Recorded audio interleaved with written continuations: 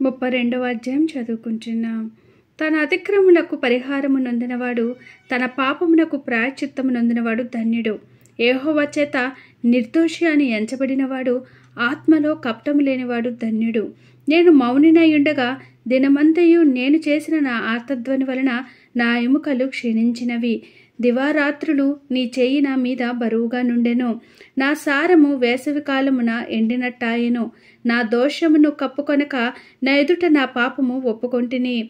నా దోషము కప్పుకొనక నీ ఎదుట నా పాపము ఒప్పుకొంటిని. యెహోవా సన్నిధిని నా అతిక్రమములు ఒప్పుకొందుననుకొంటిని.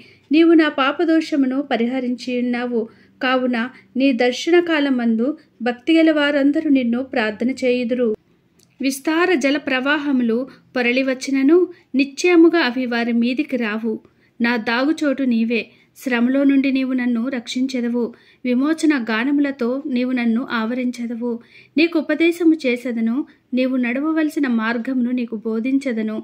నీ మీద దృష్టి ఉంచి నీకు ఆలోచన చెప్పెదను. బుద్ధి జ్ఞానము లేని గుర్రముల వలనైనను కంచర గాడిదల వలనైనను మీరు ఉండకుడి. అవి నీ దగ్గరకు తేబడినట్లు వాటి నోరు వారితోనూ కళ్ళెముతోనూ బిగింపవలెను. భక్తిహీనులకు అనేక వేదనలు కలుగుచున్నవి. యెహోవా యందు నమ్మికయించు వానిని కృప ఆవరించి ఉన్నది. నీతిమంతులారా, యెహోవాను బట్టి సంతోషించుడి, ఉల్లసించుడి. యథార్థ హృదయులారా, మీరందరూ ఆనందగానము చేయుడి. దేవుడు ఈ చిన్ని వాక్యమును దీవించునుగాక. కీర్తనల గ్రంథం చదవడం మీకు నచ్చినట్లయితే ప్లీజ్ లైక్ చేయండి, షేర్ చేయండి, సబ్స్క్రైబ్ చేయండి.